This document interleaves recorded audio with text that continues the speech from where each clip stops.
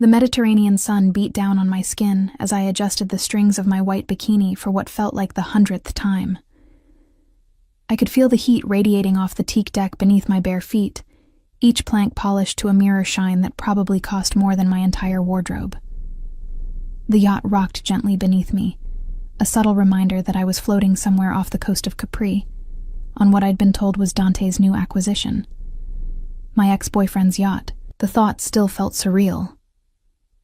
I spread my towel across one of the pristine loungers, the fabric crisp and monogrammed with letters I didn't recognize. Not a D for Dante. Strange. But then again, Dante had always been full of surprises, most of them unpleasant ones I'd discovered too late. The breakup had been 3 months ago, swift and brutal. He'd simply announced over dinner at our favorite trattoria that he'd outgrown what we had, that his new business ventures required a different kind of partner. Someone more sophisticated, he'd said. Someone who understood his world. I'd spent those 3 months trying to prove I could be that someone. When Dante's assistant Marco had texted yesterday saying Dante would be spending the weekend on his new yacht and suggested I might want to stop by to talk, I'd seen it as a sign. A chance to show him I could fit into his increasingly glamorous life. Hence the new bikini, the carefully applied waterproof makeup, the practiced casual pose I'd been rehearsing. I settled onto the lounger, tilting my face toward the sun. The warmth felt good against my skin, though anxiety churned in my stomach. What if this was a mistake? What if Dante laughed at my transparent attempt to win him back? Through my closed eyelids, I sensed a shadow fall across me. My heart leaped. He was here. I opened my eyes slowly, arranging my features into what I hoped was an effortlessly beautiful expression, the kind of look I'd seen in Italian Vogue spreads. But the man standing over me wasn't Dante.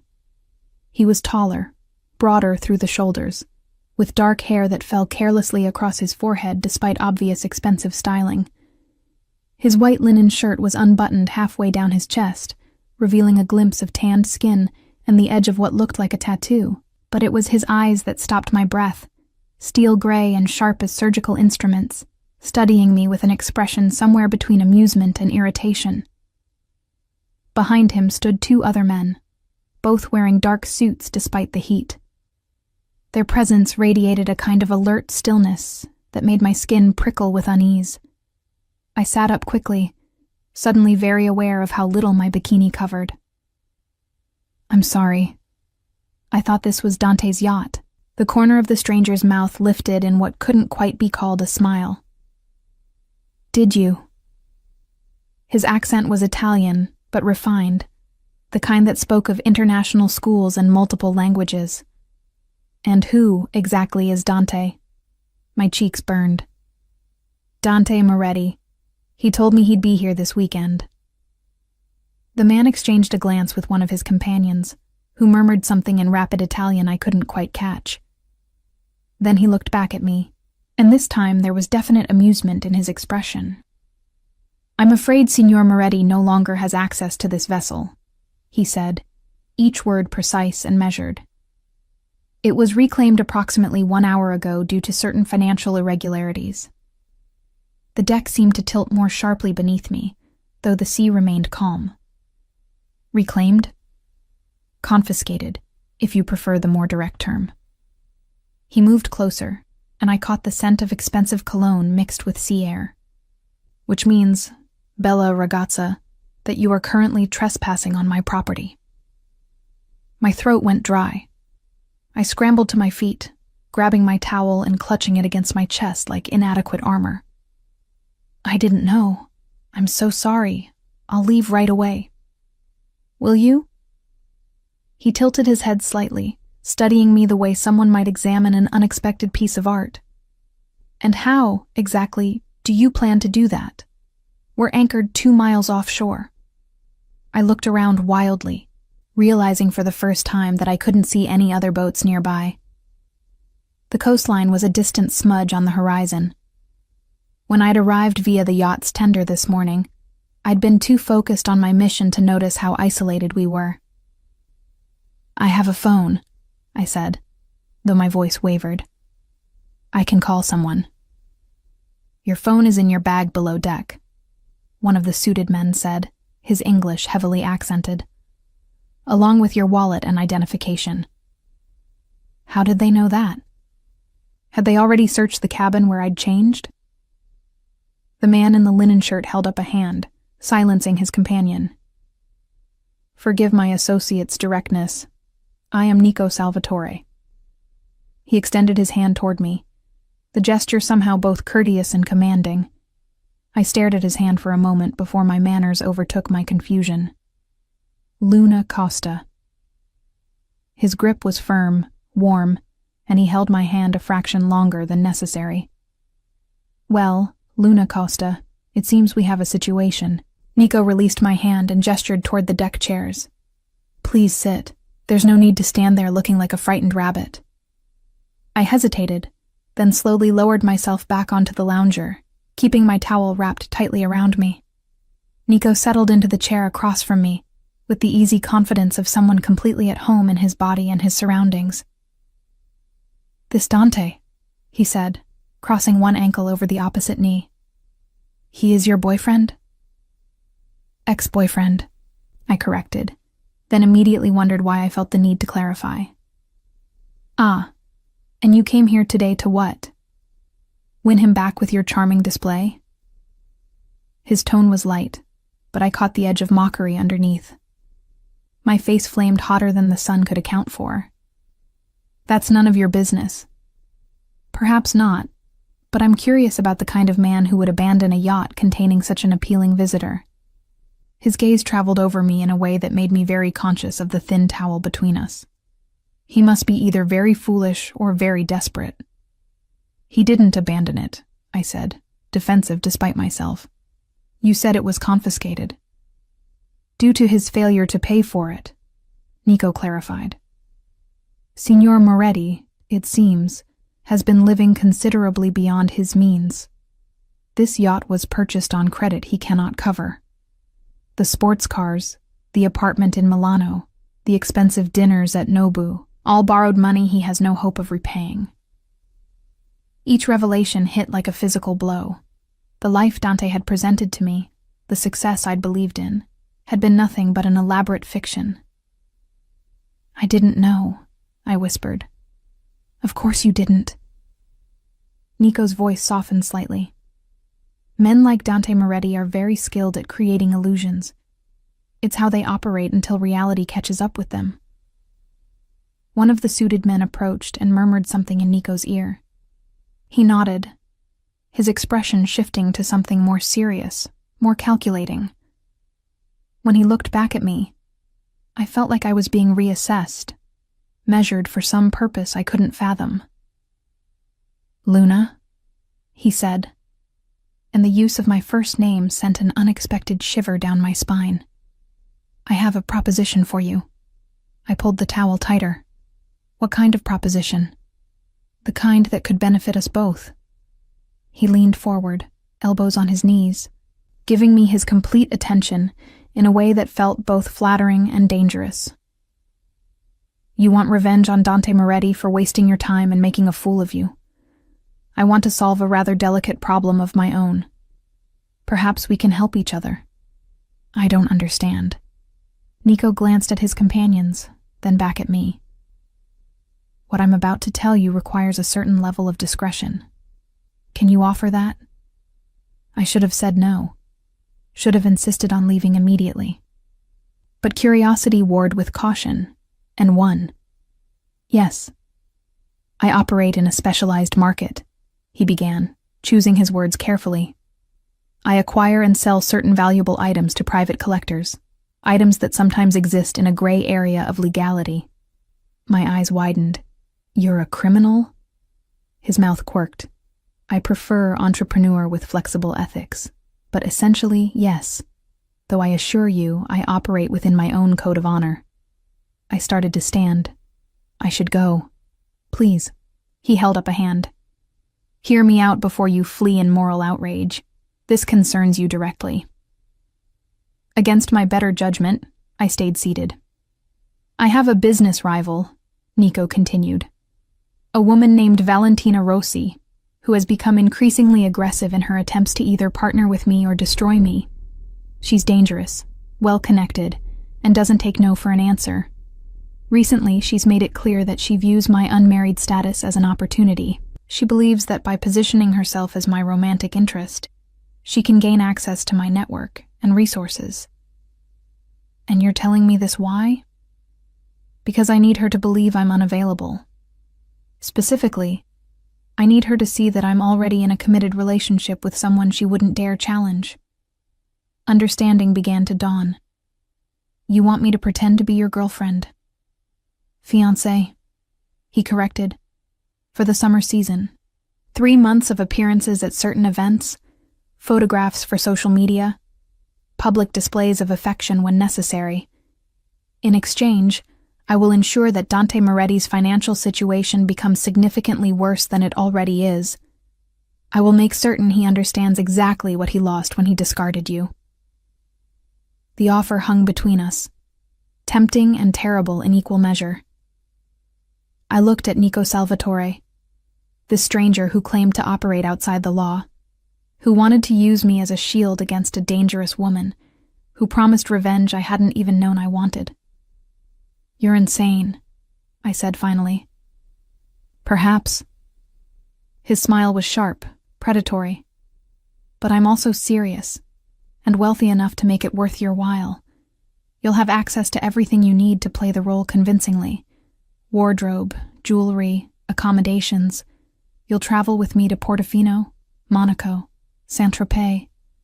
You'll attend parties that Dante could only dream of crashing, and when our arrangement ends, you'll walk away with enough money to start whatever life you choose, while Dante watches his paper empire crumble completely. It was madness. Complete insanity. I need to think about it, I heard myself say. Nico stood in one fluid motion. Of course. While you think, why don't you join me for lunch? My chef has prepared something special, and it would be a shame for you to make a decision on an empty stomach. He extended his hand again, and this time when I took it, he helped me to my feet with effortless strength. His fingers were warm against mine, and I noticed the calluses on his palm. Not the soft hands of someone who only signed checks. Come, he said, still holding my hand. The main cabin has a private area where you can change into something more comfortable, unless you prefer to dine in your bikini, which I certainly wouldn't object to, but might prove awkward for my crew. Despite everything, I felt my lips twitch toward a smile. Clothes would be good. He led me across the deck toward the yacht's interior, his hand at the small of my back, in a gesture that felt both protective and possessive. The suited men remained at a discreet distance, but clearly within earshot. The main cabin took my breath away. Where I'd expected ostentatious luxury, I found understated elegance. Cream leather seating, dark wood paneling, and carefully positioned spotlights that illuminated what appeared to be genuine artwork on the walls. A Modigliani, unless I was very mistaken. But it couldn't be real. Nico noticed my stare. You know art? I studied art history in university, I admitted, before I had to drop out to work full-time. Interesting. He guided me toward a corridor lined with more artwork. What made you leave? Money, or the lack of it. I ran my fingers along the polished wood railing. My parents passed away when I was 20. There wasn't much left after the debts were paid. I'm sorry. And he sounded like he meant it. Losing family is never easy. We reached a door, which he opened to reveal a spacious cabin dominated by a king-sized bed with crisp white linens. My bag sat on a chair near the porthole, exactly where I'd left it. Take your time, Nico said. When you're ready, follow the corridor back to the main cabin. We'll have lunch on the forward deck. He started to leave, then paused in the doorway. Luna, whatever you decide about my proposal, you should know that Dante Moretti never deserved you. Any man who can't see what he had is a fool. Before I could respond, he was gone, the door clicking shut behind him. I sat on the edge of the bed, my mind spinning. This couldn't be real. Things like this didn't happen to ordinary girls from Naples who worked double shifts at tourist cafes. But the luxury surrounding me was very real. The weight of Nico's offer was very real. And the possibility of making Dante regret his dismissal of me was extremely, dangerously appealing. I stood and moved to my bag, pulling out the sundress I'd brought. As I changed, catching glimpses of myself in the mirror, I barely recognized the woman looking back. When had I become someone who would consider a criminal's proposal? When had revenge started to sound more attractive than dignity? But even as I questioned myself, I knew I was going to accept. Not for the money. Not even primarily for the revenge. Though both appealed. There was something about Nico Salvatore that sparked a curiosity in me I hadn't felt in years. Something dangerous and alive that made me want to know what would happen if I said yes. I finished dressing, ran my fingers through my salt-tangled hair, and took a deep breath. Then I followed the corridor back to the main cabin, ready to make a deal with the beautiful devil and see where it led. The forward deck had been transformed into an intimate dining space while I'd been changing. A table draped in white linen stood beneath a canvas awning, set with crystal glasses and silver that caught the afternoon light. Nico stood near the railing, phone pressed to his ear, speaking rapid Italian with an edge to his voice that suggested the conversation wasn't entirely pleasant. He ended the call when he saw me, slipping the phone into his pocket. His eyes traveled over my simple yellow sundress, and something in his expression shifted. "Much better," he said, though the bikini had its merits. I felt heat rise to my cheeks but refused to look away. "Is the offer still on the table?" "Direct. I like that." He pulled out a chair for me. "Yes, the offer stands. But before you give me your answer, you should understand exactly what you'd be agreeing to." I sat, and he took the seat across from me. One of the suited men appeared with a bottle of wine, pouring for both of us before disappearing as silently as he'd arrived. "The arrangement would begin immediately," Nico began. "Today, Valentina is hosting a gallery opening in Portofino tomorrow evening, and she's expecting me to attend alone. Instead, I'll arrive with you on my arm, wearing a ring that makes our engagement unmistakable." That's fast. Valentina doesn't give me the luxury of time. She's accelerating her moves, becoming more aggressive. Last week, she had her people follow mine. The week before, she made it clear that she views any woman in my vicinity as competition to be eliminated. His jaw tightened. I don't use that word lightly. Eliminated. A chill ran through me despite the warm sun. "You mean she'd hurt someone?" "Valentina Rossi doesn't get her hands dirty directly. But yes, she has resources and connections that make her dangerous. Which is why you'll have protection at all times. Marco and Luca," he gestured to the two men who'd repositioned themselves at discrete points around the deck, "will ensure your safety." I took a sip of wine, buying myself time to process. And what exactly would I have to do, besides wear a ring and attend events? Be convincing as my fiancé. That means appearing comfortable in my presence, comfortable with my touch. We'll need to sell the romance. His eyes held mine. "Can you do that, Luna? Can you let a man you just met put his arm around you, hold your hand, kiss you when necessary?" My heart hammered against my ribs. "I'm not sleeping with you. I'm not asking you to." His voice was firm. "This is strictly professional despite appearances. Your virtue, such as it is, remains intact." "Such as it is?" I bristled. He smiled. "A figure of speech. I make no assumptions about your personal choices." The suited man returned with plates of food, gorgeous arrangements of grilled fish, roasted vegetables, and what looked like handmade pasta. My stomach growled, reminding me I'd been too nervous to eat breakfast. "Eat," Nico commanded gently. We can continue talking while you restore your strength. I picked up my fork, and the first bite of fish melted on my tongue. Whatever else could be said about Nico Salvatore, he employed an exceptional chef. Why me? I asked between bites. You could hire an actress, someone experienced at pretending. I considered it, but actresses talk, and discretion is essential in my line of work. You, on the other hand, have stumbled into this situation by accident. You have no connections to my world, which makes you perfect. Plus, he paused, there's something authentic about you that I find appealing. Valentina will sense that authenticity. It will make our relationship more believable. Tell me about her, Valentina. Nico set down his wine glass, his expression growing cold. Valentina Rossi inherited her family's business 5 years ago when her father died under mysterious circumstances. Some say she poisoned him, though nothing was ever proven. She's expanded their operations aggressively, moving into territories that were previously stable. She has the face of a model and the instincts of a viper. And she wants you because I control access to certain markets she desires, art collectors specifically. Very wealthy, very discreet collectors who trust me to acquire items they can't obtain through legitimate channels. He met my eyes. I told you I operate in gray areas.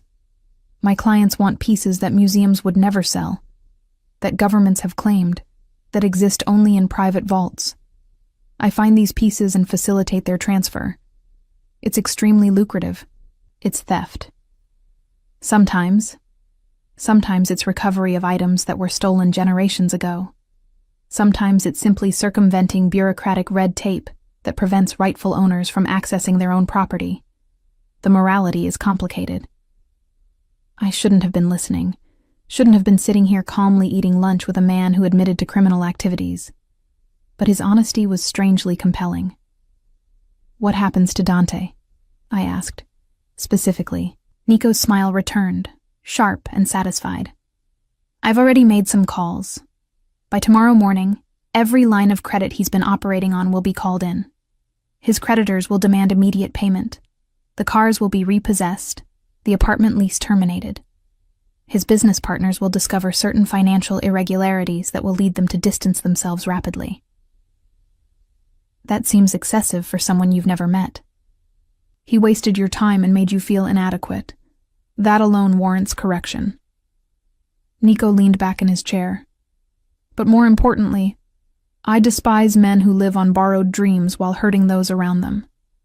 Dante Moretti is a parasite. I'm simply removing him from the ecosystem. And you're what? A noble predator? He laughed, genuine amusement lighting his features. I've never claimed nobility, but I have standards.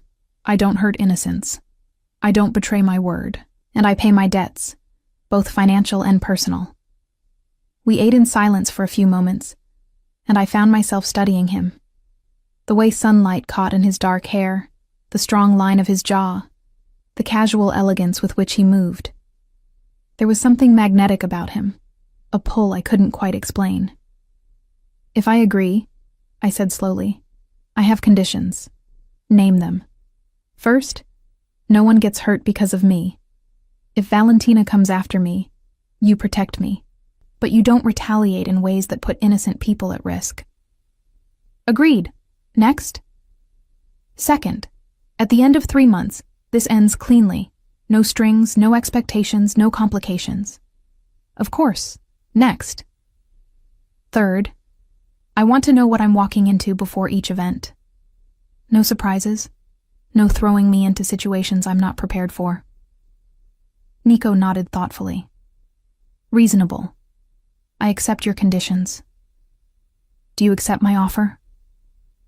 I took a deep breath, feeling like I was standing at the edge of a cliff. Yes, I accept. His smile was triumphant. He stood and moved to my side of the table, extending his hand again. Then welcome to my world, Luna Costa. I promise it will be interesting. I placed my hand in his and let him pull me to my feet. We stood close, his height forcing me to tilt my head back to meet his eyes. "We should practice," he said softly. "Practice what?" "This." He raised his hand to cup my cheek, his thumb brushing across my cheekbone. "Being comfortable with my touch. Valentina will be watching for any sign that our relationship is false." My breath caught as his other hand settled at my waist, warm through the thin fabric of my dress. "Nico, just trust me." He drew me closer until I could feel the heat of his body, smell the sea salt and cologne that seemed to be his natural scent. "Put your hands on my shoulders." I did, feeling the solid muscle beneath the linen shirt. My pulse raced, but not entirely from fear. "When we're in public," he murmured, "I'll touch you like this, possessively, like you belong to me and everyone should know it. Can you handle that?" I nodded, not trusting my voice. "Good girl." His hand slid from my waist to the small of my back. "And occasionally, like now, I'll need to kiss you. Nothing inappropriate, but convincing enough that no one doubts we're lovers." "We're not lovers," I managed to whisper. "No, but we need everyone to believe we are. May I?" I should have said no, should have pulled away. Instead, I found myself nodding again, my heart hammering so hard I was certain he could feel it. Nico lowered his head slowly, giving me every opportunity to stop him. His lips brushed mine, soft at first, testing, then firmer, his hand tightening at my back as he deepened the kiss, just enough to make it real. When he pulled away, I was breathless, disoriented. "There," he said, his voice slightly rougher than before. "That wasn't so difficult, was it?" I couldn't form words, could only stare at him while my mind tried to catch up with what had just happened. "Luca," Nico called without taking his eyes from mine. "Bring the case from my cabin." One of the suited men disappeared below deck. Nico guided me back to my chair, his hand lingering at my back. "You'll need proper jewelry for tomorrow," he said, starting with an engagement ring that makes a statement. Luca returned, carrying a small leather case, which he set on the table before retreating. Nico opened it to reveal a stunning diamond ring, the center stone easily 3 carats, surrounded by smaller diamonds in an intricate setting that looked both vintage and timeless. "This belonged to my grandmother," he said, lifting the ring from its velvet bed. "She would have liked you, I think. She appreciated directness." He took my left hand, and I watched in a daze as he slid the ring onto my finger. It fit perfectly, the diamonds catching the light and throwing rainbow sparks. "How did you know my size?" "I'm good at estimating measurements." His smile suggested he was good at many things. "Do you like it?" "It's beautiful." I couldn't stop staring at my hand, at the ring that transformed it into something foreign. "Then it's yours for the duration of our arrangement. Wear it always. Valentina has people everywhere, and they'll be watching." The reality of what I'd agreed to began to sink in. This wasn't a game. This was real danger, real deception, real consequences. "I should warn you," Nico said, as if reading my thoughts, "that once we begin, there's no backing out without serious complications. Valentina doesn't forgive, and she doesn't forget. If she discovers this is a ruse, she'll view it as a personal insult, which means I'm committed. Yes." He studied my face. "Having second thoughts?" I looked at the ring, then at him, then out at the endless blue Mediterranean stretching around us. Somewhere on that distant shore, Dante was probably just discovering that his credit cards had been declined, that his carefully constructed facade was crumbling. "No," I said, surprised to find I meant it. "No second thoughts." Nico's expression softened into something that might have been approval. "Excellent. Then let's discuss tomorrow. We'll dock in Portofino by evening." I have a villa there where you'll stay. My housekeeper, Signora Bellini, will help you prepare. I've already arranged for a stylist to bring appropriate clothing for the gallery opening. You were very confident I'd say yes. I was hopeful. There's a difference. He refilled our wine glasses. The opening begins at 8. We'll arrive fashionably late, around 9. You'll wear the ring, of course, and I'll introduce you as my fiancé to select guests. Valentina will be watching our every move. What should I say if people ask about us, about how we met? The truth, slightly modified. We met when you came aboard my yacht by mistake. I was charmed by your boldness. It was love at first sight. His tone made it clear he was amused by the irony. Love at first sight, I repeated. No one will believe that. You'd be surprised what people believe when they want to. Besides, he leaned closer. We're both good actors when necessary. You convinced yourself you could win back a man who was never worthy of you. I've convinced art collectors to pay millions for pieces of questionable provenance. Playing lovers should be simple by comparison. The sun had begun its descent toward the horizon, painting the sky in shades of orange and pink. Nico stood and offered his hand once more. Come, I'll show you the rest of the yacht, your temporary domain. I let him lead me through the various decks, each more luxurious than the last. A master suite with a bathroom larger than my entire apartment. A media room with leather recliners. A wine cellar that looked like it belonged in a mansion. A gym that overlooked the water. This will be your cabin, he said, opening a door to reveal a beautifully appointed stateroom. My bag had already been moved there. My quarters are on the deck above if you need anything. Marco and Luca have cabins nearby. Where do I sleep tonight? Here. We'll remain anchored off Capri until morning, then make our way to Portofino. I suggest you rest. Tomorrow will be demanding. He moved to leave, then paused. Luna? Thank you for taking this risk. I won't let anything happen to you. After he'd gone, I sank onto the bed and stared at the ring on my finger. 24 hours ago, I'd been a girl with a broken heart and few prospects. Now I was the fake fiancé of a criminal who dealt in stolen art, about to walk into a world I didn't understand. I should have been terrified. Instead, I felt more alive than I had in months. The villa in Portofino exceeded every expectation I might have formed. We'd arrived at mid-afternoon, the yacht gliding into a private dock where a sleek black car waited. Nico had been making phone calls throughout most of the journey, his expression growing progressively darker with each conversation. I'd learned not to interrupt, simply observing the way he commanded respect even through a phone line. Now I stood in what Signora Bellini had called the guest suite, though it was far more luxurious than any guest accommodation I'd encountered. The bedroom opened onto a terrace overlooking the harbor, where colorful buildings cascaded down to the waterfront like stacked jewels. Late afternoon sun turned everything golden, and I could hear the distant sound of boats and voices from the marina below. A knock at the door interrupted my admiration. Come in, I called. Signora Bellini entered, a compact woman in her 50s with iron-gray hair and sharp eyes that missed nothing.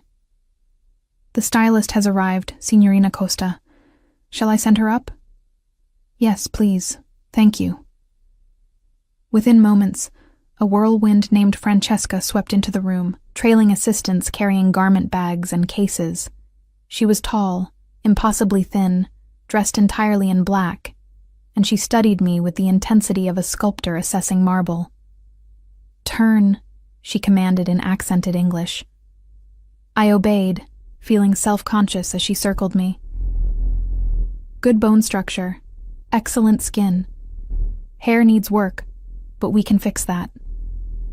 She snapped her fingers, and one of her assistants produced a tablet. Signor Salvatore said you need everything. Dress for tonight, day wear, evening wear, accessories. Yes? I suppose so? No supposing. He was very clear. You must look like you belong to him. Come, we begin. What followed was 3 hours of organized chaos. Francesca's team measured every part of me, photographed me from multiple angles, held fabric swatches against my skin under different lights. They debated in rapid Italian while I stood like a mannequin, occasionally told to raise my arms or turn my head.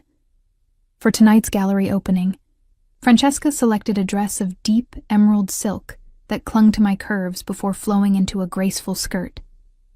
The color made my eyes look impossibly green, she explained, and the cut was sophisticated enough to make a statement without being vulgar. "You are representing Nico Salvatore," she said firmly. "Everyone will be watching you, judging. You must be perfect." The pressure of that statement settled over my shoulders like a weight. After the fitting, a hairstylist transformed my tangled waves into smooth, elegant curls that fell past my shoulders. A makeup artist created what she called a natural evening look, though it required more products than I'd known existed. When they finally allowed me to look in the mirror, I barely recognized myself. The woman staring back looked sophisticated, expensive, confident.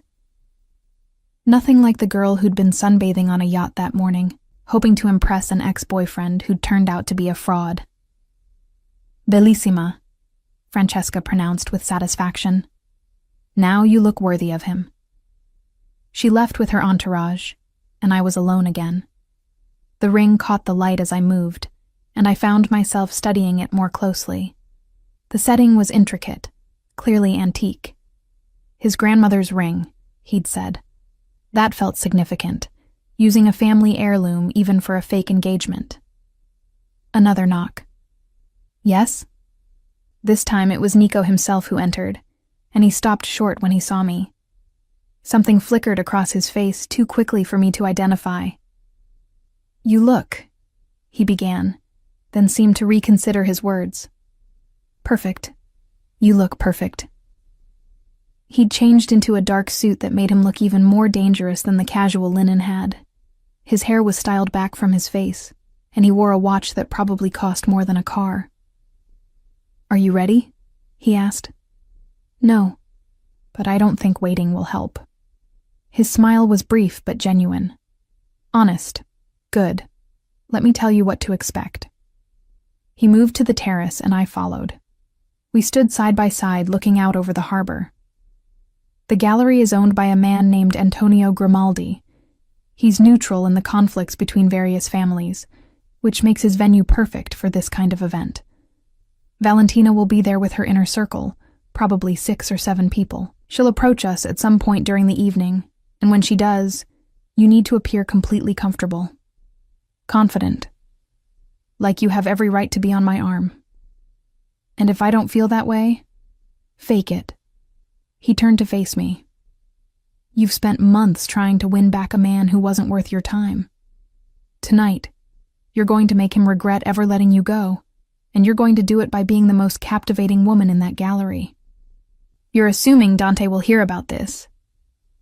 I'm ensuring it. I've made certain that news of my engagement will reach the right ears by morning. Your ex will wake up to discover not only that he's financially ruined, but that you've moved on to someone far beyond his reach." The vindictiveness should have troubled me. Instead, I felt a dark satisfaction. What happens when Valentina approaches us? Follow my lead. I'll handle the conversation. Your job is simply to look at me like you're in love, to let me touch you possessively, to make it clear to everyone watching that you're completely devoted. Can you do that? I thought about it. Thought about the way he'd kissed me on the yacht, the strange electricity I'd felt. Yes, I can do that. Good. He checked his watch. The car leaves in 30 minutes. I'll meet you downstairs. He started to go, then hesitated. Luna, whatever happens tonight, remember that you're under my protection. No one will harm you. I've given my word. After he left, I stood on the terrace, watching the sun sink lower. Somewhere in this beautiful town, a dangerous woman was preparing to meet me. Somewhere back in Naples or Milan, Dante was discovering the extent of his downfall. And here I was, about to walk into a world of criminals and art thieves, wearing a dead woman's ring and pretending to be in love with a man I'd met less than 24 hours ago. The smart thing would be to run, to leave now, before things got more complicated. But when I looked down at the ring on my finger, catching the last rays of sunlight, I knew I wasn't going to run. Not yet. At precisely 8:30, I descended the villa's curved staircase in my emerald dress and borrowed diamond earrings. Nico waited at the bottom, and when he saw me, his expression shifted into something I couldn't quite read. "Stunning," he said quietly. He extended his arm. "Shall we?" I placed my hand in the crook of his elbow, feeling the warmth of him through the fabric of his suit. We walked together to the waiting car, where Marco held the door open. The drive to the gallery took less than 10 minutes, winding through narrow streets lined with expensive shops and restaurants. Other beautifully dressed people walked the cobblestones, heading toward the same destination. "Remember," Nico said as we approached, "you belong here. You're my equal, not my accessory. Walk with your head up. Let them wonder who you are." The car stopped in front of a beautiful old building with warm light spilling from tall windows. A small crowd had gathered outside, and I caught sight of photographers. My stomach clenched. "They'll want pictures," Nico warned. "Let them have a few. Smile, but not too widely. Look at me occasionally like you're sharing a private joke." Marco opened the door, and Nico exited first, then turned to offer me his hand. The moment my heels touched the cobblestones, camera flashes started. Nico's arm came around my waist, proprietary and warm, as he guided me toward the gallery entrance. I followed his instructions, keeping my expression serene while my heart hammered. We paused once, letting the photographers get their shots, and Nico leaned down to whisper in my ear, "You're doing beautifully." To anyone watching, it would have looked like an intimate comment between lovers. The cameras went wild. Inside, the gallery was already crowded with Italy's wealthy elite. Waiters circulated with champagne and canapes. Classical music played softly. Original artworks worth millions hung on white walls, carefully lit to show each piece to perfection. Nico took 2 champagne flutes from a passing waiter, handing me one. His hand found the small of my back again, that possessive touch he'd mentioned, guiding me deeper into the gallery. "There," he murmured against my ear. "By the Caravaggio reproduction. That's Valentina." I looked where he indicated and saw her. She was beautiful in the way of expensive things, perfectly maintained and cold. Dark hair swept up in an elaborate style, wearing a red dress that must have cost a fortune, diamonds at her throat. She was speaking with an older man, but her eyes were on us. "She's seen us," I whispered. "Good, let her wait. We'll look at the art first, make her come to us." We moved through the gallery, and I found myself genuinely interested in the pieces. Despite the situation, my art history studies hadn't been completely forgotten. Nico seemed to notice my interest. "You actually appreciate this," he observed. "Most people only pretend." "I told you I studied art history, before life got in the way." "What would you have done with that degree?" "Worked in a museum, maybe as a curator or restoration specialist. Something that let me be close to beautiful things every day." I realized how wistful I sounded and cleared my throat. "But that's ancient history now." "Nothing is ancient history if you still want it." His voice was thoughtful. "Perhaps after our arrangement ends, you could return to your studies." "With what money?" "With the payment I'll give you for these 3 months. It should be sufficient for university and living expenses." I looked at him sharply. "You never mentioned how much you're paying me." "Because the amount doesn't matter. It will be generous enough that you won't need to worry about finances for quite some time." Before I could respond, a voice cut through the ambient conversation. "Nico, darling, I wasn't certain you'd come." Valentina Rossi had materialized beside us, her smile sharp as broken glass. Up close, she was even more striking, but there was something predatory in her eyes that made my skin crawl. Valentina. Nico's voice was cool, professional. His arm tightened around my waist. May I introduce my fiancée, Luna Costa. Luna, this is Valentina Rossi, a business associate. The emphasis on business associate was deliberate, a gentle rebuke. Valentina's eyes narrowed fractionally as they swept over me, cataloging every detail. Fiancé, she repeated. How unexpected. I wasn't aware you were seeing anyone, Nico. It was sudden, he agreed. When you know, you know. How romantic. Her smile didn't reach her eyes. And where did you two meet? On Nico's yacht, I said, surprising myself with how steady my voice sounded. I ended up there by mistake, actually, but it turned out to be the best mistake of my life. Nico looked down at me, and the expression in his eyes was so tender it almost looked real. The feeling is mutual, amore.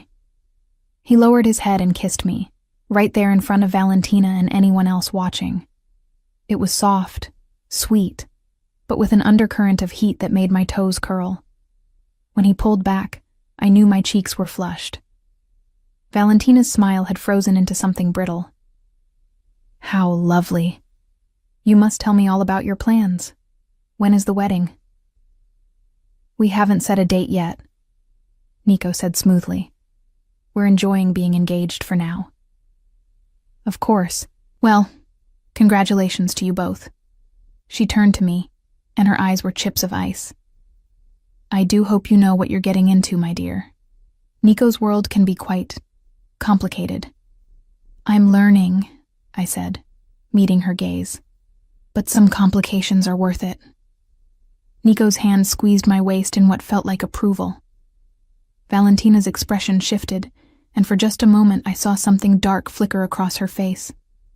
Then it was gone, replaced by polite disinterest. I should circulate, enjoy the gallery.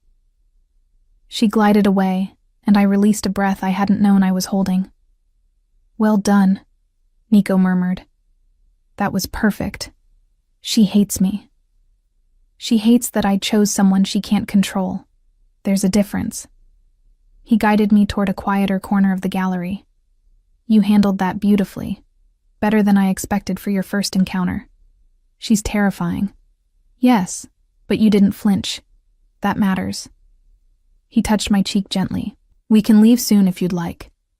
We've made our appearance, established our relationship publicly.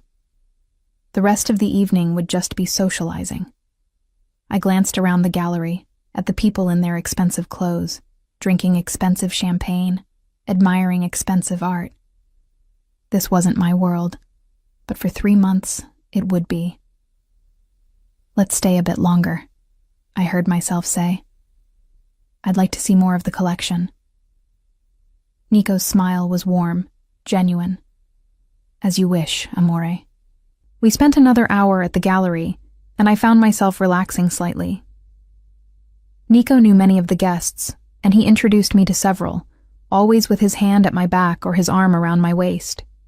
Each introduction reinforced the image of us as a couple, and I began to understand the performance he'd described. By the time we left, I was exhausted from maintaining the facade, but also strangely exhilarated. We'd done it. We'd convinced Valentina and everyone else that our engagement was real. In the car on the way back to the villa, Nico's demeanor shifted. He pulled out his phone and made a call, speaking in clipped Italian. His expression grew darker with each passing moment. What's wrong? I asked when he ended the call. He looked at me, and something in his eyes made my stomach clench. Valentina made a move faster than I anticipated. One of my associates just informed me that she's been asking questions about you. Specifically, she wants to know if you're really who you claim to be. And we need to make this engagement look even more real than we planned, starting with you moving your things from the guest suite to my bedroom tomorrow. My eyes widened. What? Appearances, Luna. The staff talks. If we're engaged, we should be sharing a bed. We won't actually," he added quickly. "I'll sleep in the suite sitting room, but anyone observing will believe we're lovers." I stared at him, my mind racing. This was escalating faster than I'd anticipated, but I'd agreed to play this role and Nico was right. If we wanted Valentina to believe us, we needed to commit completely. "All right," I said finally. "Tomorrow I'll move my things." Nico reached across the seat and took my hand, the one wearing his grandmother's ring. "Thank you. I know this isn't what you signed up for." "Actually," I said, surprising myself, "I'm not sure what I signed up for, but it's certainly more interesting than serving coffee to tourists." His laugh was low and genuine.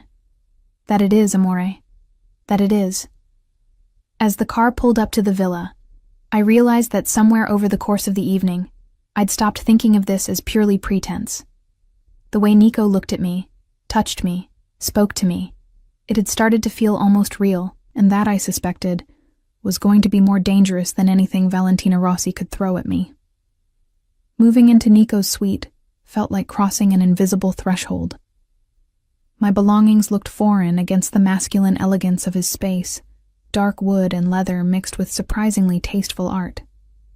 He'd been true to his word, taking the sitting room for himself while I occupied the bedroom, but the intimacy of sharing the space was undeniable. We'd fallen into a routine over the following week. Mornings, we'd have breakfast on the terrace, Nico making calls while I sketched in a journal he'd bought me after noticing my interest in the gallery art. Afternoons, he worked from his study while I explored Portofino or read. Evenings brought events, dinners, gallery openings, always with his hand at my back and that ring catching light. The touching had become natural.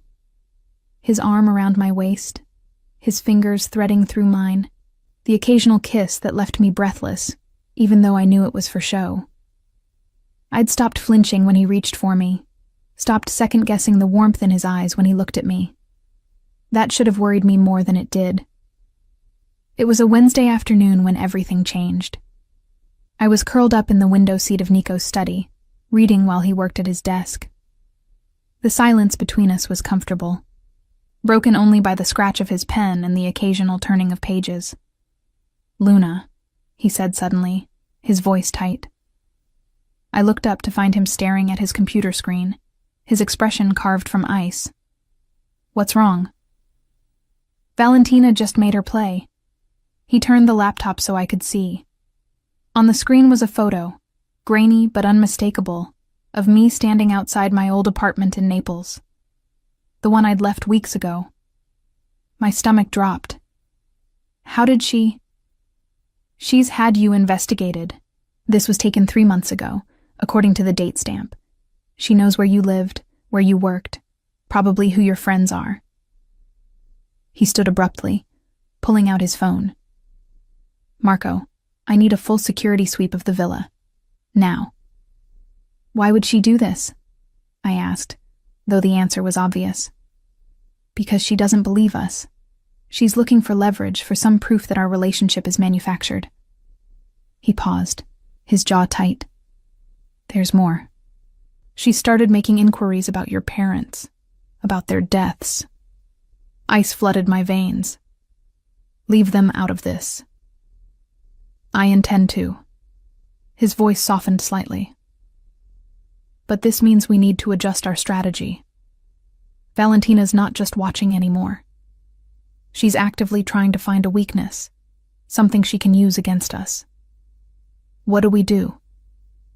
Nico was silent for a moment, his mind clearly working through options. Then he looked at me with an expression I couldn't quite read. "We give her exactly what she's looking for. We make this relationship so real, so public, that she has no choice but to accept it." "How?" "By telling the story of us. Our engagement story, our plans, our future. We'll give an interview to one of the society magazines, the kind Valentina reads religiously. We'll be photographed being domestic, being in love. will make it impossible for her to dismiss us as a convenient fiction. My heart hammered.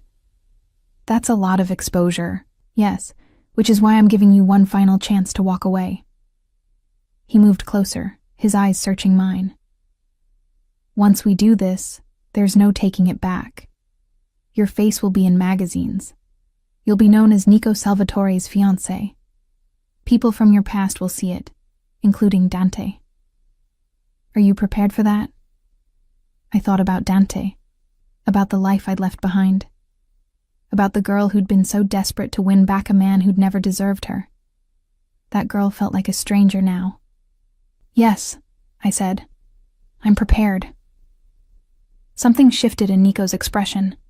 He reached out, cupping my face in his hands. You're remarkable, you know that? Before I could respond, his phone rang. He glanced at it, cursed softly, and answered. Yes? I watched his face change as he listened, growing progressively darker.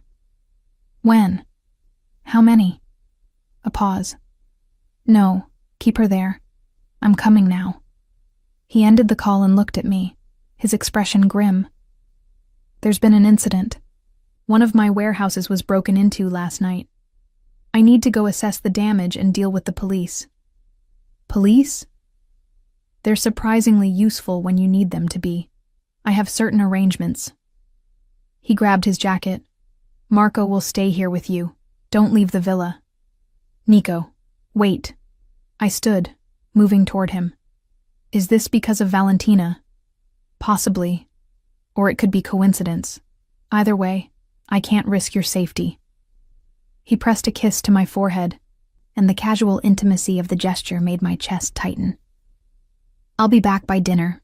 Try not to worry. After he left, the villa felt enormous and empty. I tried to read, to sketch, to focus on anything other than the growing anxiety in my stomach. Marco stationed himself outside the study door, a silent, imposing presence. Hours passed. I ate lunch alone on the terrace, watching boats in the harbor, wondering what Nico was dealing with, wondering if he was safe. The realization hit me suddenly. I cared. Not just about the arrangement, not just about the revenge on Dante or the money or the adventure. I actually cared about Nico Salvatore, this man I was supposed to be deceiving the world about. That was dangerous, more dangerous than Valentina or any warehouse break-in. I was still wrestling with that thought when my phone rang, an unknown number. Hello, Luna Costa? A woman's voice unfamiliar. Yes? This is Detective Francesca Russo with the Italian Financial Police. We'd like to ask you some questions about your relationship with Nico Salvatore. My blood went cold. I don't understand. We're investigating certain irregularities in Signor Salvatore's business dealings. As his fiancé, you may have information that could help our inquiry. Would you be willing to meet with us? Every instinct screamed danger.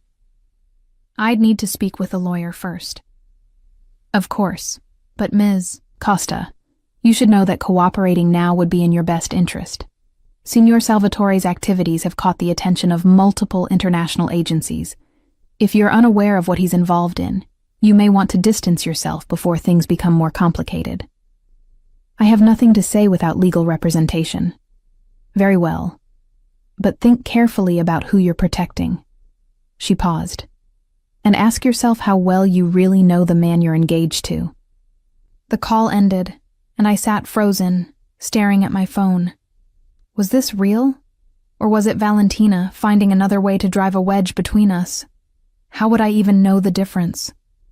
I found Marco in the hallway. I need to speak with Nico. Now. He's in meetings, Miss Costa. I don't care. Someone claiming to be a detective just called me asking questions about him. He needs to know. Marco's expression hardened. He pulled out his phone and stepped away, speaking rapidly in Italian. When he returned, his face was grave. Signor Salvatore is coming back now. He said to tell you not to speak to anyone else until he arrives. Nico returned within the hour, his expression thunderous. He found me in the study, still clutching my phone like it might explode. Tell me exactly what was said. I recounted the conversation word for word. Nico listened without interruption, his jaw growing tighter with each sentence. "It's legitimate," he said finally. "Or rather, the investigation is real, but the detective who called you shouldn't have. Someone leaked that you're connected to me, and they're trying to use you to get information." "What kind of investigation?" He sighed, running a hand through his hair. "The kind that's been following me for years. Art theft, money laundering, tax evasion. They can never prove enough to move forward, but they keep trying." "So it's true. Everything they're investigating." "Some of it." He met my eyes. "I've never lied to you about what I do, Luna. I operate in gray areas. Sometimes I cross lines. But I have rules, standards. I don't hurt innocents. What happens if they can prove something? Then I face the consequences." His voice was matter-of-fact. "But that's my problem, not yours. You're not involved in my business operations. You can't be held responsible for what I've done. But they'll try to use me against you." "Yes, which is why we need to be very careful from here on out. No discussing business around you. No involving you in anything beyond our public appearances." He moved closer, taking my hands in his. "I'm sorry, Luna. I never intended for you to be caught in this particular web." I looked down at our joined hands, at the ring that had started to feel like part of me. "What do we do now?" "We continue as planned. The magazine interview, the public appearances, all of it. Because if we stop now, if we show any crack in our story, Valentina will exploit it, and the police will assume you were complicit all along. So I'm trapped." "No." His grip tightened. "You're protected. There's a difference. I won't let anything happen to you, Luna. I swear it." I wanted to believe him. God help me. I did believe him. "The interview is scheduled for tomorrow," he continued. "We'll tell them our story. How we met. How I knew immediately you were special. How we're planning our future together. And we'll make it so convincing that no one, not Valentina, not the police, not anyone, will doubt us. And after the 3 months are up?" Something flickered in his eyes. "Let's get through tomorrow first." That night I couldn't sleep. I lay in Nico's bed, staring at the ceiling, listening to the sound of the sea through the open windows. At some point after midnight, I heard movement from the sitting room, followed by his voice, low and tense, speaking Italian. I slipped out of bed and padded to the doorway. Nico sat on the couch, phone pressed to his ear, still fully dressed despite the late hour. He looked exhausted, shadows under his eyes I'd never noticed before. He saw me and held up a finger, finishing his conversation. When he hung up, he simply looked at me, and the mask he usually wore had slipped completely. "Can't sleep either?" I asked softly. "Too much to think about." He patted the couch beside him. "Come sit. Tell me what's keeping you awake." I crossed to him, curling up on the opposite end of the couch. "Everything. The police, Valentina, this whole situation. 3 weeks ago, I was serving coffee and hoping my ex would notice me. Now I'm caught between a crime boss and a woman who wants me eliminated." "Crime boss." He smiled wryly. "Is that what you think I am? Isn't it accurate?" "Perhaps. Though I prefer entrepreneur with flexible morals." He studied me in the dim light. "Do you regret saying yes?" I considered the question honestly. "No," which probably says something worrying about my judgment. "Or it says you're braver than you thought." He reached out, his fingers brushing my ankle where it rested on the couch. "You've handled everything thrown at you with remarkable grace." The casual touch sent warmth through me. I'm terrified most of the time. Fear and bravery aren't mutually exclusive. His thumb traced small circles on my skin. The bravest people I know are the ones who act despite being afraid.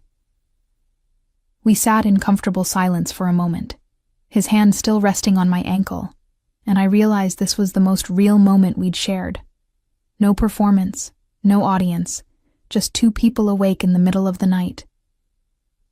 "Tell me about your grandmother," I said. "The one whose ring I'm wearing." Nico's expression softened. "Nonna Sofia. She raised me after my parents died, taught me everything important. Honor, loyalty, the value of keeping your word. She would have liked you." "How did she feel about your business?" "She knew what I did, disapproved of some of it, understood the necessity of other parts. Mostly, she just wanted me to be happy." He paused. "She never was, I don't think. After my grandfather died, she went through the motions of living, but the joy was gone. Is that why you gave me her ring? Because she understood duty without happiness?" His eyes met mine, and there was something vulnerable in them I'd never seen before.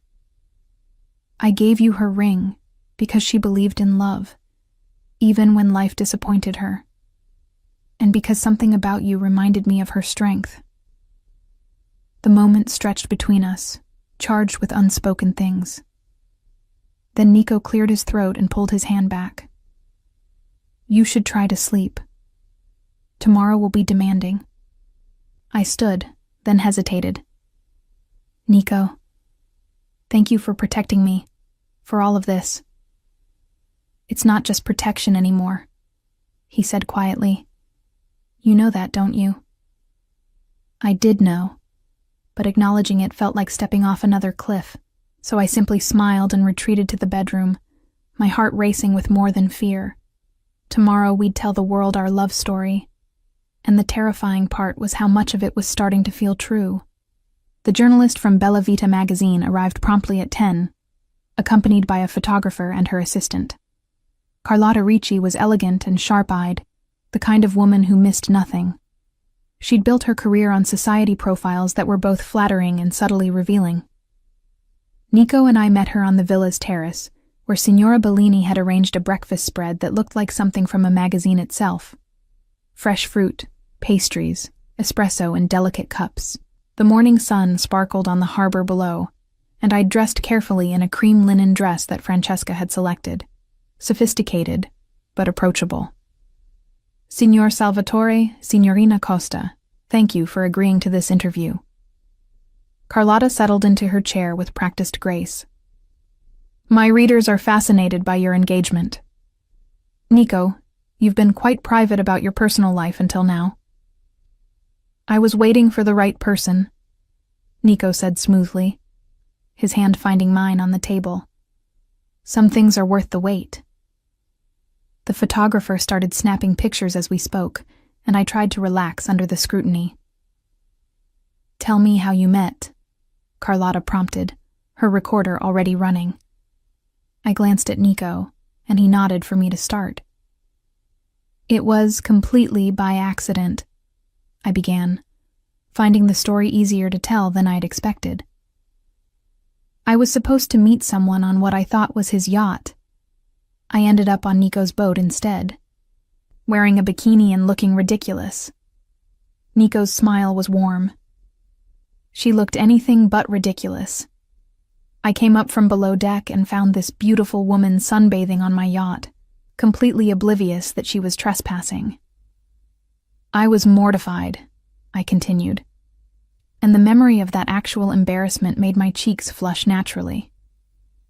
I tried to explain, tried to leave, but Nico was so gracious about the mix-up.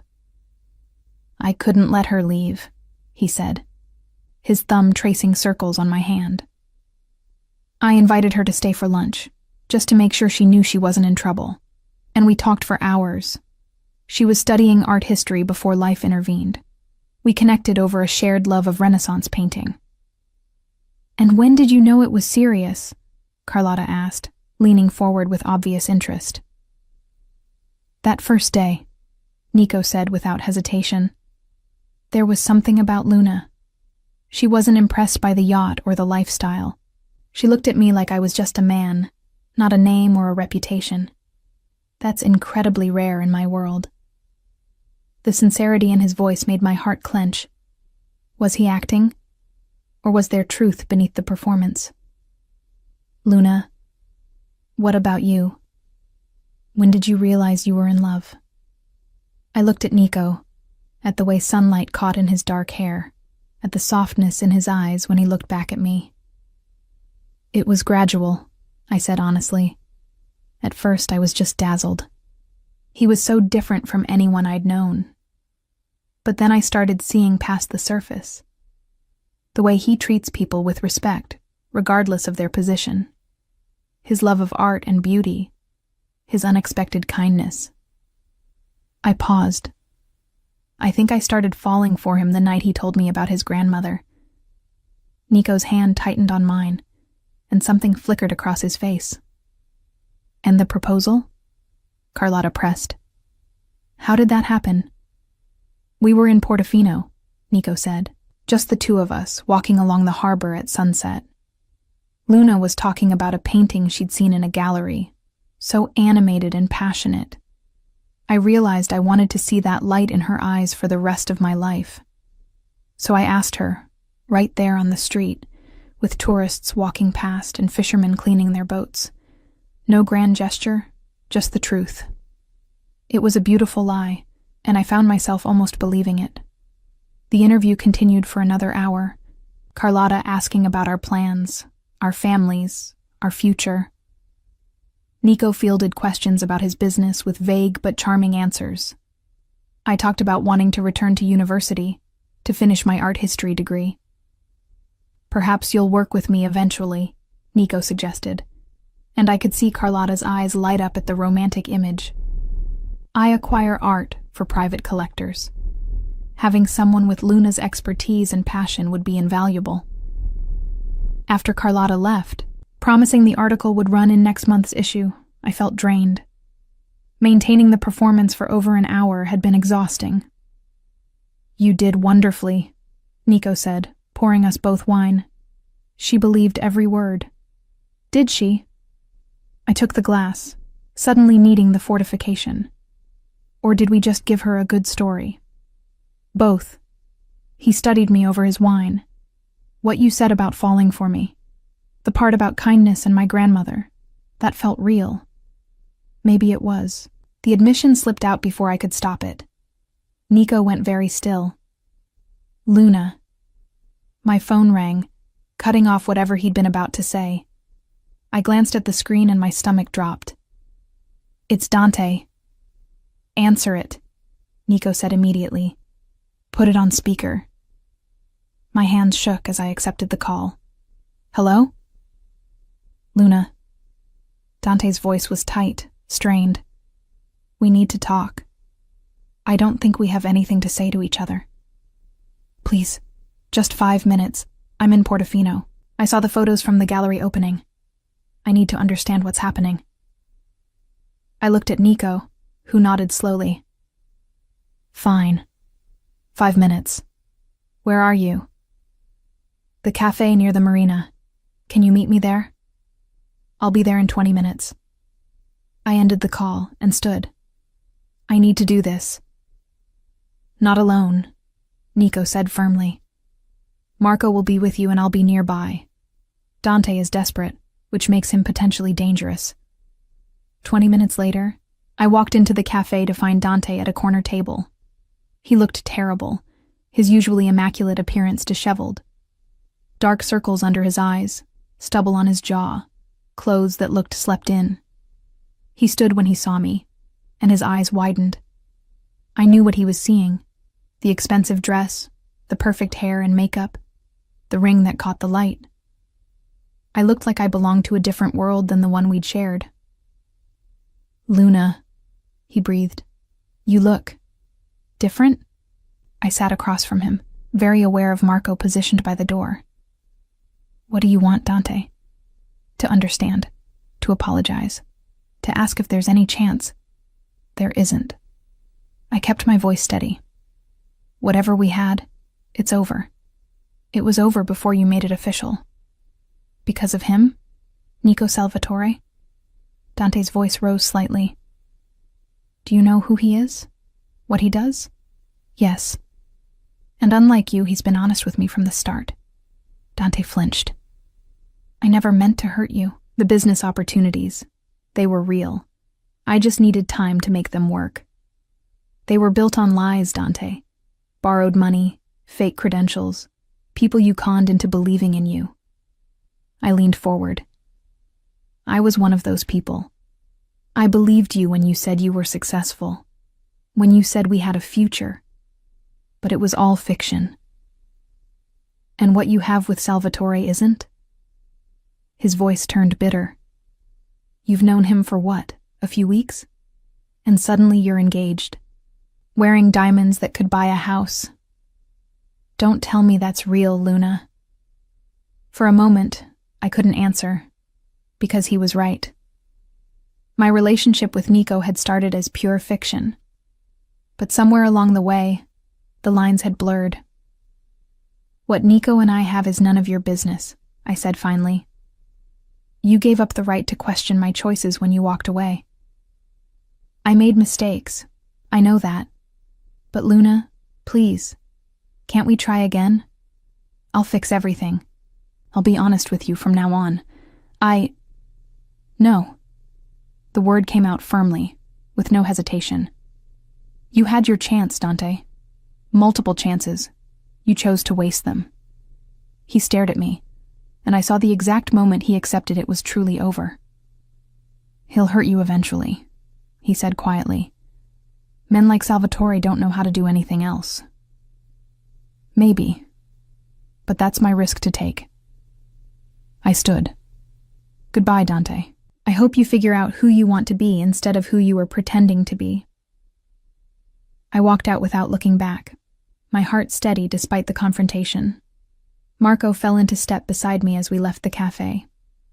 Well? Nico's voice came through Marco's earpiece, which he tilted so I could hear. It's done, I said. I don't need revenge anymore, Nico. He's already punished himself more than we ever could. There was a long pause.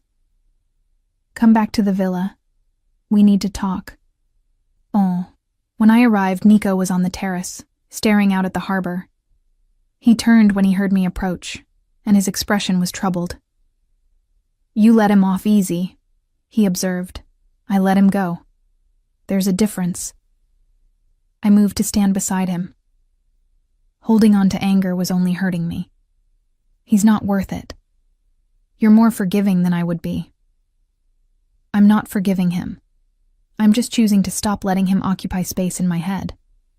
I paused. Besides, I have more important things to focus on now. Like what? Like figuring out what happens when our 3 months are up. Like what I want my life to look like after this is over. Like... I hesitated, then decided to be honest. Like understanding what's real between us and what's performance. Nico was quiet for a long moment. That's a dangerous question, Luna. I know, but I need to ask it anyway. Before he could respond, his phone rang. He glanced at it, and his expression went cold. It's Valentina, he answered, putting it on speaker. Valentina. Nico. Her voice was smooth as silk. I read the most interesting article today. Well, the advance copy that a friend at Bella Vita was kind enough to share. You and your charming fiancé, so in love. It's almost believable. Is there a point to this call? Just wanted to congratulate you both, and to let you know that I'm hosting a party next week on my yacht in Monaco. I expect you'll both attend. We have other plans. Cancel them, because if you don't come, I'll be forced to share some interesting information I've recently acquired, about Luna's parents, for instance, about how they died. My blood went cold. Nico's hand found mine, gripping tightly. What are you talking about? I asked. Car accident, wasn't it? How tragic. Though I wonder what the police would think if they knew about the brake tampering. About the insurance payout that was never quite explained. My parents' deaths were investigated, I said, my voice shaking. There was no foul play. Are you certain? Because I have a friend in the Naples Police Department who might be willing to reopen the case. With certain suggestions about what to look for. Nico's voice was deadly quiet. If you go anywhere near Luna's family, I will destroy you, Valentina. Completely and irreversibly. Then come to my party, both of you. We can discuss terms like civilized people. She paused. Or I can make calls tonight. Your choice. The line went dead. I stood frozen, my mind reeling. My parents' deaths were an accident, weren't they? Nico pulled me into his arms, and I let him, needing the solid warmth of him. We'll find out. I have people who can investigate quietly. But Luna, even if she's telling the truth about brake tampering, that doesn't mean you were involved. But she'll make it look like I was. She'll ruin their memory just to hurt me. We won't let that happen. He tilted my face up to meet his eyes. We'll go to her party, we'll play her game. And while she's focused on us, I'll be working behind the scenes to neutralize her permanently. How? By doing what I should have done months ago. By going to my contacts in law enforcement and giving them everything I have on her operations. Valentina has made too many enemies, hurt too many people. It's time someone stopped her. But that means exposing your own business. Some things are more important than business. His hands cupped my face. You're more important than business. The words hung between us, weighted with meaning we'd both been avoiding. Nico, I whispered. This stopped being pretend for me a while ago. I know. His voice was rough. For me too. He kissed me then, and it was nothing like the performative kisses we'd shared in public. This was raw, desperate, real. His hands tangled in my hair as mine gripped his shoulders, and I poured every confused emotion of the past weeks into that kiss. When we broke apart, both breathing hard, he rested his forehead against mine. We're in trouble, amore. Real trouble. I know, I breathed. What do we do? We finish this, together. We go to Valentina's party, we call her bluff, and we end this once and for all. And then? Then we figure out what we want to be when we're not pretending. I nodded, and he kissed me again, softer this time. A promise instead of a question. Whatever happened next, we would face it together. And that, I realized, was the first truly real thing in this entire arrangement. The week leading up to Valentina's party passed in a blur of preparation and escalating tension. Nico's contacts confirmed that my parents' accident had indeed involved brake tampering, but they'd also discovered something else. The investigation had been quietly buried by someone with significant influence. Someone, Nico suspected, connected to Valentina's family even back then. Your parents had nothing to do with my world, Nico explained one evening as we reviewed the files his investigators had compiled. But your father worked as an accountant for a shipping company that Valentina's father used for money laundering. He found discrepancies, started asking questions. The room spun around me. They were killed because my father noticed some numbers didn't add up. I'm sorry, Luna. So deeply sorry. Nico's voice was heavy with genuine grief. Valentina bringing this up now isn't coincidence. She's reminding me that her family has always been willing to hurt innocents to protect their interests. Then we destroy her, I said, surprising myself with the venom in my voice. Completely. We arrived in Monaco 2 days before the party, staying at Nico's apartment overlooking the harbor. The night before Valentina's event, we met with a man named Inspector Laurent Dubois from Interpol's Art Crime Division. Monsieur Salvatore, Dubois said, settling into Nico's study with a thick folder. You said you had information about Valentina Rossi's operations. I'm prepared to provide documentation of every illegal transaction I'm aware of over the past 5 years. Art theft, smuggling, money laundering, extortion. Everything. Nico's voice was steady. In exchange for immunity and protection for Luna. Dubois studied us both. You understand this would mean the end of your own activities in this area? I'm aware. I'm also aware that I've let this go on too long. Valentina has proven she's willing to hurt anyone to expand her empire. That needs to stop. Over the next 2 hours, Nico laid out everything he knew. Names, dates, transactions, storage locations. I watched in amazement as he systematically dismantled not just Valentina's network, but his own position in it. This is extensive, Dubois said finally. With this, we can build a case that will put Rossi away for decades, but we'll need you to testify. Whatever it takes. After Dubois left, I found Nico on the balcony, shoulders tense as he stared out at the glittering harbor. You're giving up everything, I said softly. Not everything, just the parts that were destroying who I wanted to be. He turned to me. My grandmother would be proud, I think, finally choosing honor over profit. What will you do after, when all this is over? Start over. My legitimate businesses can sustain me. The art consultation, the galleries, the restoration work, all the parts I actually enjoyed. He reached for my hand, maybe with a brilliant art historian by my side, if she's willing. My heart skipped. Nico. I know it's fast. I know we started this as a lie. But somewhere along the way it became the most real thing in my life. He pulled me close. I love you, Luna. Not as part of an arrangement or a performance. Actually, truly love you.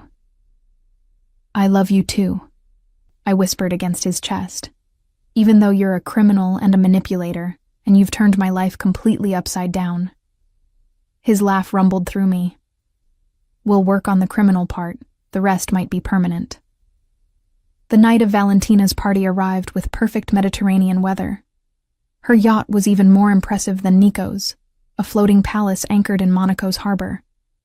As we boarded, I wore a deep blue gown that Francesca had called armor disguised as evening wear, and Nico's grandmother's ring caught every light. Valentina greeted us on deck, resplendent in black and diamonds.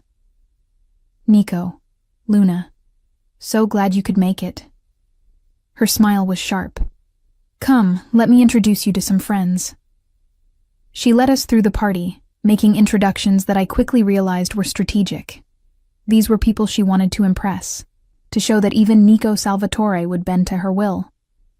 I played my role perfectly, the devoted fiancé, while my mind catalogued every detail I could remember from Nico's briefing. An hour into the party, Valentina pulled me aside while Nico was engaged in conversation with a shipping magnate. Walk with me, she said, not a request. She led me to the yacht's bow, away from the other guests. I wanted a moment alone with you, Luna, to understand what you think you're doing. I don't know what you mean. Please, I wasn't born yesterday. You're a girl from Naples who served coffee for a living 3 months ago. Now you're engaged to one of the most powerful men in the Mediterranean. That doesn't happen without calculation. Or maybe it's just love. I met her eyes steadily. Something you wouldn't understand. Her smile turned cold. Love is weakness. Love gets people killed. Like your parents, for instance. Rage flooded through me, but I kept my voice level. You know what I've learned from Nico? Power built on fear only lasts until someone stops being afraid. I'm not afraid of you anymore, Valentina. Then you're a fool. Maybe. But I'm a fool who has something you never will.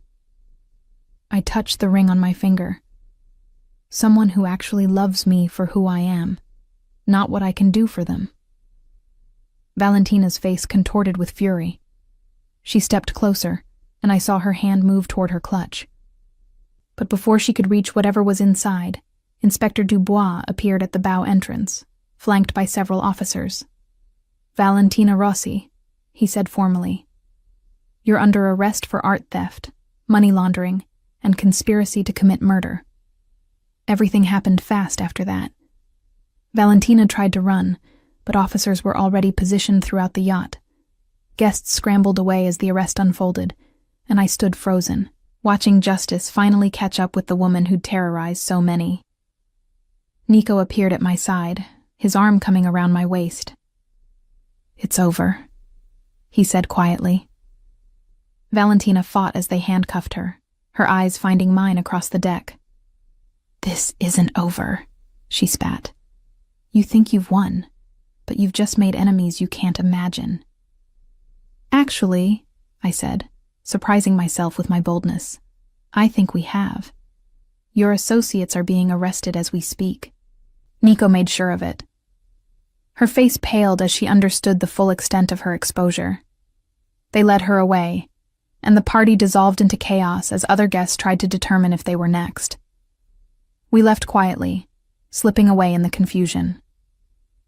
Back at Nico's apartment, I finally let myself shake, the adrenaline leaving my system in waves.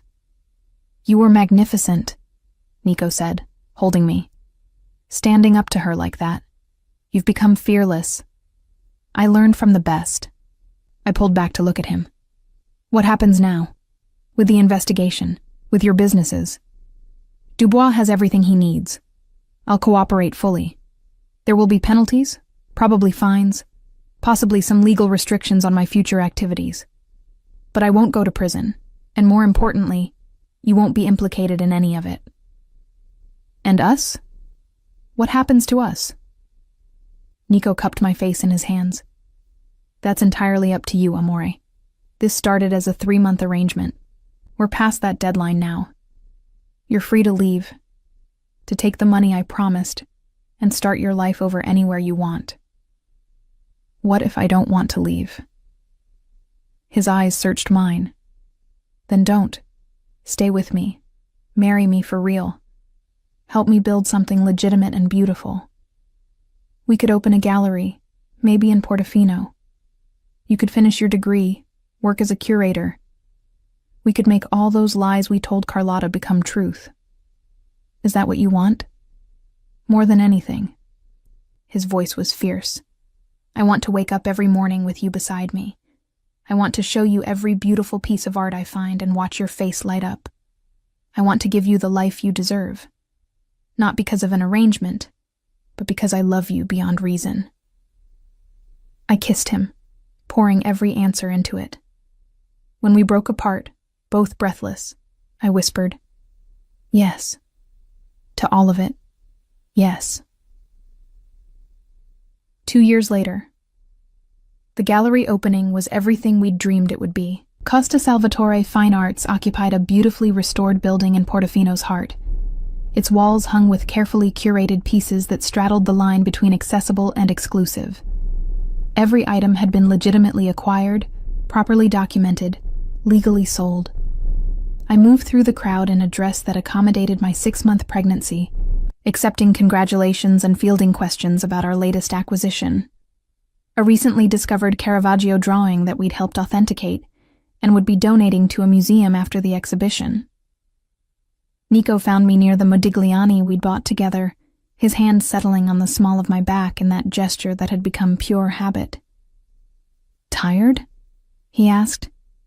"Exhilarated. Look at this, Nico. Look at what we built." He followed my gaze around the gallery, pride evident in his expression. After Valentina's arrest, Nico had systematically extracted himself from the gray market. The transition hadn't been easy, and we'd lost some contacts who wouldn't work within legal boundaries. But others had followed his lead, and our reputation for ethical dealing had attracted new collectors who valued transparency. I'd finished my art history degree, graduating with honors. Nico had attended every class he could, sitting in the back like an eager student himself. We'd married quietly in a small ceremony in Portofino, with Signora Bellini and Marco as witnesses. The baby kicked, and Nico's hand moved to feel it, his smile soft. She's active tonight. She's excited. Her parents' gallery is opening. I leaned into him. Can you believe how far we've come from that day on the yacht? Best mistake you ever made, trespassing on my boat. Second best, I corrected. The first was saying yes to your insane proposal. We watched our guests admiring the art, sipping Prosecco, discussing the pieces with genuine interest. Inspector Dubois was there, having become an unexpected friend and advisor on provenance issues. Even Dante had sent a congratulatory message, having rebuilt his life with honest work in Milan. Valentina was serving a 15-year sentence, her empire dismantled completely. The investigation into my parents' deaths had led to arrests of several of her father's old associates. While it couldn't bring them back, knowing the truth had given me closure I hadn't known I needed. Ready for your speech? Nico asked. I nodded, and he guided me to the center of the gallery where a small podium waited. The crowd quieted as I stepped up, Nico beside me. Thank you all for coming tonight, I began. This gallery represents more than just a business venture for us. It represents redemption, transformation, and the belief that beauty can exist alongside integrity. I looked at Nico, at the man who'd started as a criminal proposition and become my partner, my love, my future. 2 years ago, I stumbled onto a yacht by mistake and met a man who changed my life completely. He taught me to be brave, to demand more than I thought I deserved, to believe in impossible things. Together, we've built something that honors both the past and the future. Every piece in this gallery tells a story of where it came from and where it's going. In that way, it's not so different from us. The crowd applauded, and Nico kissed me softly, not caring who was watching. Later, after the guests had gone and we were alone in the gallery, I found him standing before the Modigliani, lost in thought. What are you thinking about? I asked, slipping my hand into his. About how different my life would be if you hadn't accidentally ended up on my yacht. If I'd never known you. He turned to me. I would still be operating in shadows, building an empire on theft and deception. You saved me, Luna. From myself, from that life, from becoming someone my grandmother would have mourned. We saved each other, I corrected. You gave me the courage to want more than I'd settled for, to believe I deserved better than Dante, better than struggle, better than invisibility. Our daughter kicked again, and we both laughed. She's going to be just like you, Nico said, fierce and fearless. God help us both then. We locked up the gallery and walked hand in hand through Portofino's quiet streets, back to the villa that was now truly our home. The same villa where I'd first stayed as his fake fiancé, where we'd practiced kissing for appearances, where everything had started to become real. In our bedroom, the one we now shared without pretense, Nico held me close. Any regrets? He asked. Only that I didn't find your yacht sooner. I kissed him. Though everything happened exactly when it needed to. Fate. Or just really good luck. I smiled against his lips. Either way, I'm grateful for every moment, even the terrifying ones. Especially the terrifying ones, he agreed. They taught us what we were capable of. As I drifted toward sleep in his arms, our daughter moving beneath my hand, I thought about the journey that had brought us here. From that sun-drenched deck where I'd been desperate to win back a man who'd never deserved me, to this moment of perfect contentment with the man I'd never expected to find. The arrangement had lasted exactly as long as promised, 3 months. But the love that had grown from that deception would last a lifetime. And somewhere, I like to think, Nonna Sofia was smiling at the sight of her ring on my finger, finally given in true love instead of strategic alliance.